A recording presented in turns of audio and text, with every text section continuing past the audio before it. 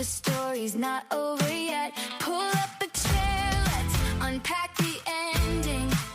Every finale leaves a clue. Come find the meaning with us. Hey, and welcome to the premiere of the Finale Compass. I'm Jazmin, and this isn't going to be like typical recap show. On this podcast, we're going to be looking at peak endings across TV, film, books, music, and major industry milestones so we can dissect the raw human nature behind the drama and then use those lessons to help us navigate our own real world chaos. So here's how we're going to map things out on this show. Every episode, we're picking one major finale, whether it's a TV show, a movie, a book, lyrics from a song, or even something major happening in the entertainment industry. First, we'll do a recap of what we're covering for the episode. Next, we'll break down exactly what went down in those final scenes. And then we're going to be flipping the script to look at the human experiences, mapping those exact entertainment moments directly to the heavy, messy, and totally relatable experiences we all face in the real world. Sometimes we'll have a guest, and others will just be me. Today, we're diving into one of the most jaw-dropping, debated TV finales of all time, The Sopranos. We're breaking down that iconic ending and connecting it to some raw, real-life moments. So before we get into it, just to give you a little bit of, info about me and who I am. So I was working in the human resources field for over 25 years. I deployed to Afghanistan, and I am a retired United States military veteran. And then I transitioned to the corporate and nonprofit side of HR, which are very different, but very similar experiences. I'll share stories later through this podcast about all the different experiences. I have a bachelor's degree in business and HR management, and I have a master's in industrial organizational psychology. For those that are not familiar with that, it's a degree that blends psychological science with business practices. It focuses on understanding human behavior in the workplace, and it helps improve employee well-being and optimizing business practices. Next, I am a super fan of all things music, books, TV, film, and entertainment. So before you ask, yes, I have watched, listened, and read each topic we're going to tackle on this journey together. And on a side personal note, outside of the professional world, I'm a mom, a dog mom, a wife, and someone who deeply values my close circle of friends. It's so crazy because while you have such a small circle, they provide such a beautiful support system that helps keep me grounded. And because of that, their constant energy, I finally get to step behind this mic today and share everything that brings me joy with all of you. So now we're going to get into a little recap of The Sopranos, right? So just to let you know, there's going to be spoilers, but you've also had almost 20 years to watch the show. So if you haven't, just be prepared that you might find out some things that you didn't know about the show, even if you thought you were going to watch it at a later point. So now we're going to talk about like Tony Soprano's dual world trajectory, right? He was managing a New Jersey crime family while navigating fatherhood and living in the suburbs. And if you remember the ducks and, always him like out there looking at the ducks and seeing where they are with the water and the pond. He had a rocky marriage to Carmela, and he had he was having clinical panic attacks, which like moved him forward to do therapy, basically. So we're watching like the whole trajectory of him navigating his personal life and his therapeutic journey about like helping him like deal with these panic attacks. Being a mom boss probably isn't easy, and I'm sure being in therapy while doing that, kind of gives away a lot of information that he didn't intend. But in any event, there's a show. So throughout the 6 seasons, rather than thinking that you were going to see a redemption arc, with Tony, like, oh, maybe he'll leave the mob life, maybe he'll do this and that, and he'll be totally redeemed. No, that's not where it was headed. So you figure out towards the ending, throughout through the moles within his crime family, through people getting killed, through him killing, all these other things that happen, him having affairs, whatever. As you get towards the ending, you figure out that Tony's inner circle has been decimated. He basically, his close confidants were killed. And then you find out his therapy has been he was having conflicts with his therapist. He was like, crossing lines and stuff of that nature. And then there's obviously a brutal like war between the factions of, the mob life that was leaving him entirely isolated, right? So you realize towards the final scene of the show, which was called Made in America, he's at Holston's Diner, which he has been throughout the tenure of the show. So he go there constantly, have meetings, eat with his family, things of that nature. So in that final scene, you realize that because he feels so isolated and things are happening to his camp in a camp that, has him paranoid and he is filled with anxiety. He's looking all around. He's being hyper vigilant. You're talking about people coming in and out of the diner and the doorbell's ringing and or people being served food. And then he's eating his onion rings and he's trying to have a conversation with his family. Um, then you start to see he's sitting down with his family, but he's waiting for Meadow, his daughter, to come and meet them. So you realize as Meadow is leaving her car outside the diner and walking towards the front door of the diner, the song Don't Stop Believing is playing. And then all of a sudden, you're like, don't stop believing. I know I don't have a great voice, but it stops right then and there as Meadow opens the door. And what you don't realize is what happened. People were shocked. It cut to black, that last scene. There's all kind of speculation, conspiracy theories about what happened to Tony and his family. Some people think that Tony was killed. Some people believe that Meadow was just walking through the door and they wanted to leave you with open ending to find out what happened. Maybe his family got killed. Maybe Meadow did, or you never know. Like you don't know. It's left so open and ambiguous that it's meant for the audience to really determine what that final scene is and what happened after that, right? Like what happened after, whatever happened to Tony. So that's the kind of the gist of the whole 6 seasons of The Sopranos. Fantastic show. If you ever want to watch it, it's available on various streaming services, but it is definitely a binge watching show. I actually binge watched this show while I was deployed in the military. And it was a fantastic experience, being able to watch it back to back and, have all these things occur. And which is just a great show. One of the greatest shows, I would say. So now we're going to get to the part of the podcast where we talk about the finale endings and comparing that to real finale endings, like things that happen to people. In today's case, I'm going to be talking about my own experiences. So you may be able to relate or maybe just empathize or know somebody that went through it. So the first finale element we're going to talk about is that David Chase, who's the creator of The Sopranos, he basically denies the audience a clean narrative resolution, right? He leaves a story entirely open-ended and ambiguous. He wants you to come up with your own endings about what happened to Tony and his family and even what happened afterwards.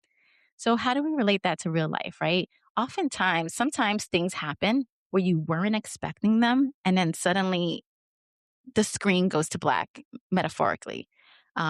Something happens and it just stops you in your tracks. You don't know what to say. You're quiet. And then you kind of figure out what your next move is going to be. That happened to me very recently. And so here's the comparison. So I was unexpectedly laid off not too long ago. And in real life, sometimes major career chapter ends, right? Instantly without warning. Layoffs, organization shuts down, not lack of money, whatever the case may be. You don't get a final discussion. You don't get a neat transition. It's just, here's your severance packet. You're escorted out of the building and then left with an open ending. You're forced to figure out what happens next. The organization doesn't tell you, hey, this is what you can and can't do. They might give you your offboarding package and say, you're entitled to unemployment benefits, you're entitled to this, or the end of the month, your medical will end, whatever. There is no, and being in this field for as long as I have, there's no easy way to ever tell anybody you're done and you have to figure out what your next move is and how you're going to survive and do all that stuff. All that can be so very much scary. So that happened to me. We were going there was a few signs that kind of alluded to that it was coming. So I work in a small nonprofit. Everything's based on donations and fundraising. And I knew for a while that they were having significant problems with financial side of the house. Um, and we had to let somebody go maybe 6 months before that. And then so things were kind of churning, and the executive director had to figure out like how to do things. A whole big mess occurred. And eventually, the board decided to appoint a new executive director, and or at least an interim one, to determine, how financially the organization can move forward. And there was a lot of financial constraints in funding and bank account, and I knew it was going to happen. I think what caught me by surprise was that I thought I was going to be one of the last people to go, right? Because you want HR, like if you're going to let people go, significant people go, you want to make sure that they're at least offboarded properly and also like given like a little bit compassion. Well, that didn't happen to me. They realized I was expendable. They didn't need HR. I had built all these things, updated handbooks, made new policies, did a lot of research, making sure that everything was compliant and fair and equal, which hadn't really occurred prior to me joining because they didn't really have an HR function. In any event, so I got, they let somebody else go and I wasn't involved in it, very at the same time as myself because they let me go at the same time. And it was just like, we're having financial difficulties and unfortunately you're being let go and your position is being removed. So, wow, like HR position is being removed. Like basically it's not important enough for them, right? Their main concern is moving out the big, whatever they're working on. And while we can all have like, interpretations or some understandings about how people view other employees in the workplace, right? I had my own like observations that I made that were troublesome because, we were trying to fix them. But obviously that won't happen now because I'm not there. And they just kind of went back to the way they were before they had any HR. So in any event, um, that happened to me. And suddenly I was told I was being let go and wasn't given a goodbye, wasn't like, they did wish me luck and that was it. But it was just as if, my position didn't really matter to them. And I think that's what the part that hurts because they made such an effort to hire me. And then it's like 18 months later, I'm sorry, we're having like financial problems and we're going to let you go. So that's what happened. And I was like, you know what?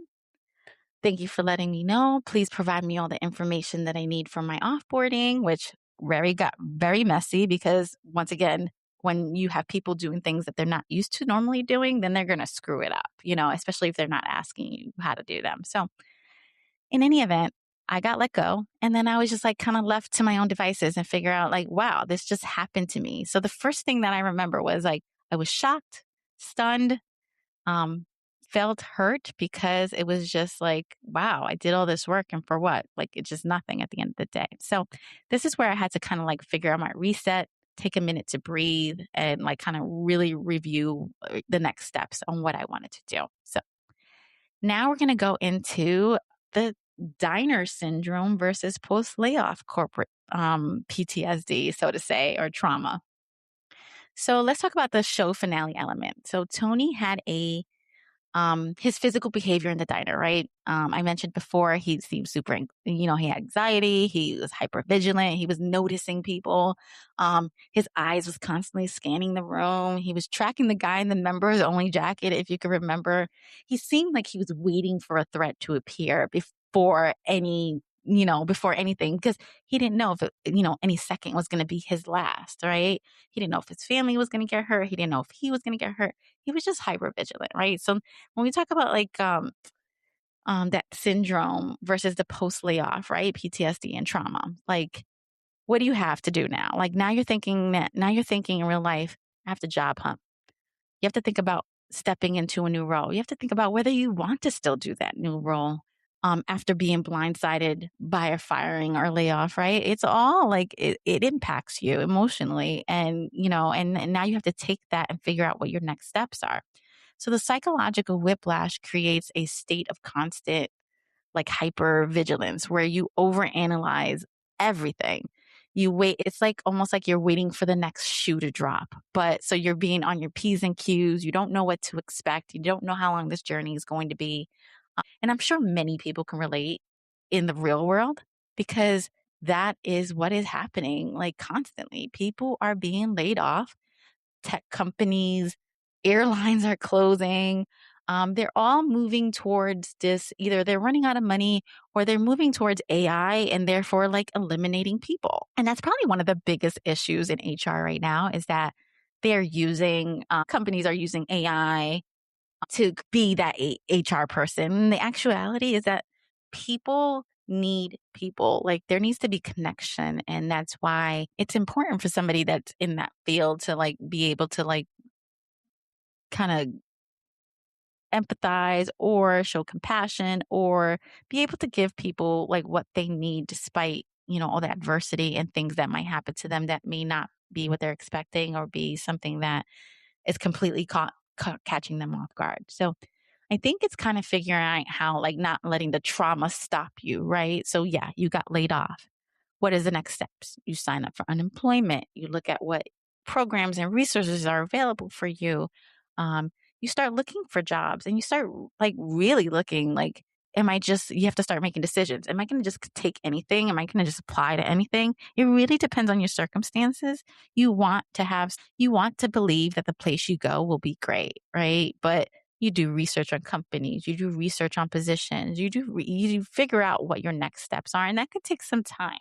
So that's where it kind of goes because you don't like just to reiterate trauma. You don't want trauma to like, impede you from moving forward, right? Things happen, and we have to be resilient and overcome all those adverse situations because that's life. That's what happens. So yeah. So the next thing that we're going to talk about is the Soprano family sitting together and eating and laughing and focusing on like the better things about what's going on, right? I think if I can remember his junior Tony's son, had just had a kid and, he's figuring out his life as an adult. Meadow's trying to figure out her life, although she didn't get through the diner yet.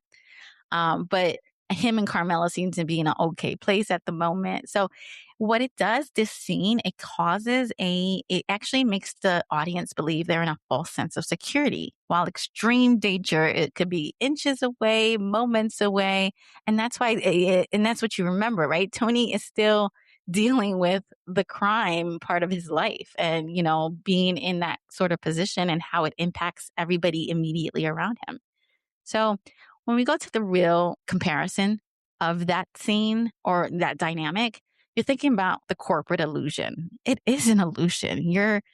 We as human beings we are tricking ourselves into believing that completing everyday tasks, organizing spreadsheets, engaging in casual, like water cooler talk equals safety. And it's not because you are not oblivious from all these bad things happening to you.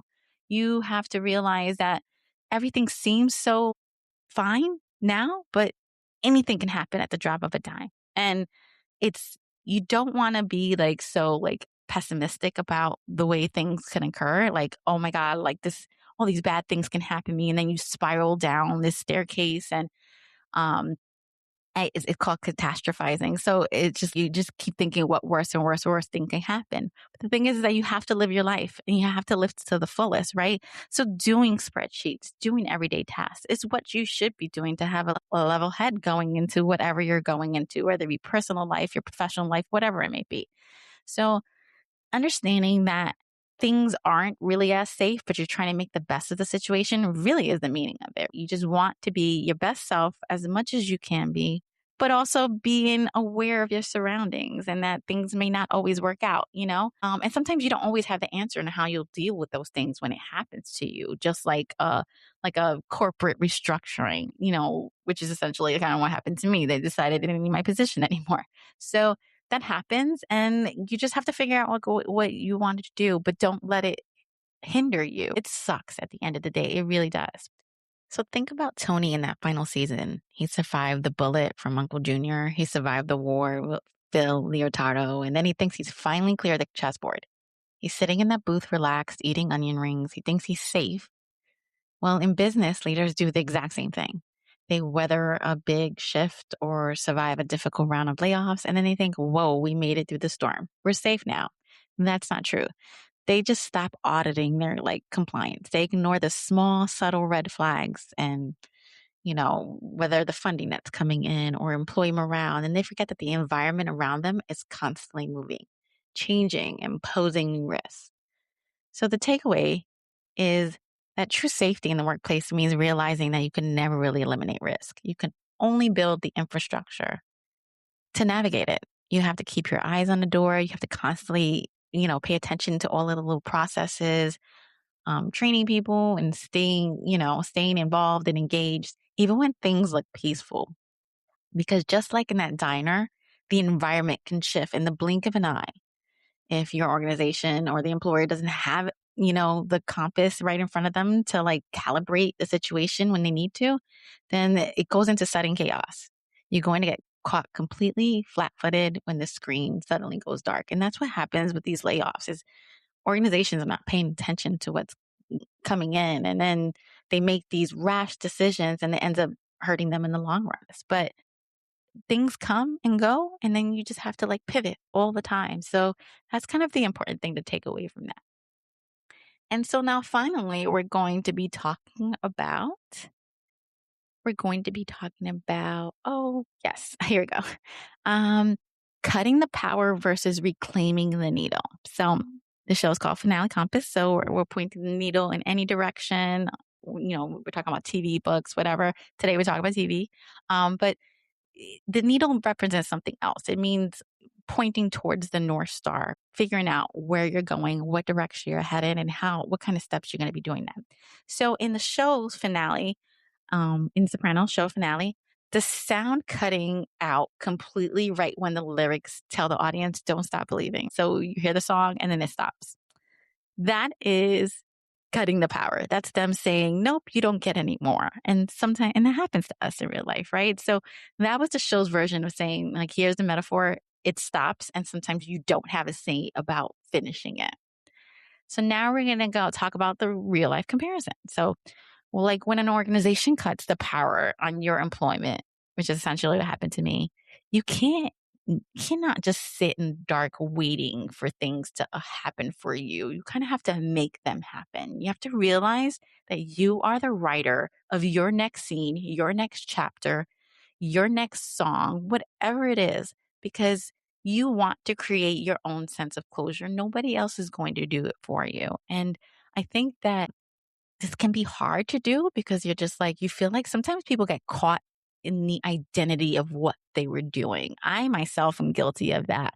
I had 20 years in the military and that's all I was about. I mean, obviously I did my academic education throughout that journey. I was raising a child. I deployed to a hostile environment. All these things happen, but they don't define who you are. They're just a part of who you are. They're part of your story. They're part of how you make up. They're part of your makeup, essentially. And you get to determine how that impacts you and how you move forward. So I'm not adverse to hard things happening in my life. And we can go through that in the next, as we go through episodes and stuff like that. There's going to be so many interesting and fun and sometimes sad and, stories to share. But that to me, when that occurred to me, and as far as being laid off, I was just you know what? I'm okay. And it's going to be okay. Luckily I have a good support system and I have, other avenues to explore. I actually took a break and I remember I stayed really close friends with, my previous employer, at least my previous manager in the previous nonprofit I was at, where I was a HR manager at a small nonprofit there too. And I'm still very close to her. I still speak to her. And I was just you know what? I'm okay. And it sucks. But, I'm going to take this chance to really think about what it is I want to do. Do I want to continue doing this field? And after a few weeks, I did consider that. I did want to still be in the field, but on my own terms. I don't want to be subjected to a full-time employment where somebody deters how they can utilize my skills and my knowledge and experience and then discard it when they want to. So I decided that I want to still do a little bit of HR, but on my own terms. And whether it be a part-time experience, a temporary contractor, freelancer, I'm thinking about all those avenues. Haven't quite figured out what that is yet, but that's kind of where I'm heading because I still want to do that in that capacity, but I still have other passions that I want to do. And that's when this podcast comes into play. I decided that when I was younger, I always wanted to be in radio. And I always thought about pursuing a communications or, a degree or a journalist degree, whatever. But eventually life just takes over and you go into a path and you stay with that. And that's great too. And I had a very successful military career. I love my career. I love the friendships and the family that I built. I learned a lot about myself. I learned a lot about different types of people, different experiences, and how we can all attribute to everybody learning. We all make mistakes, we all learn, we grow. So I decided that I wanted to kind of pursue this podcast. And this is kind of where I'm ended up now. I really wanted to do it. I love entertainment.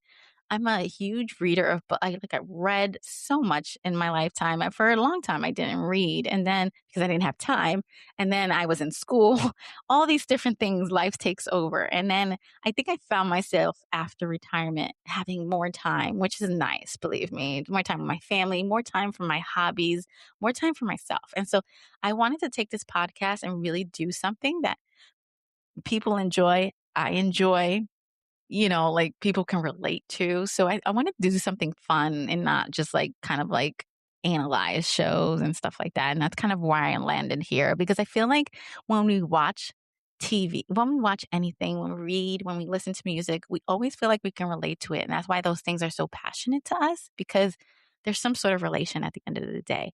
So it's kind of where I am. And I started this podcast and I kind of wanted to see where it goes and doing something that I really enjoy and also pursuing other things that I want to do. Whether it be volunteering for a board and a nonprofit board and giving my skills and knowledge that way, or finding a part-time job or whatever the case may be with my human resources career may be. Still figuring it out.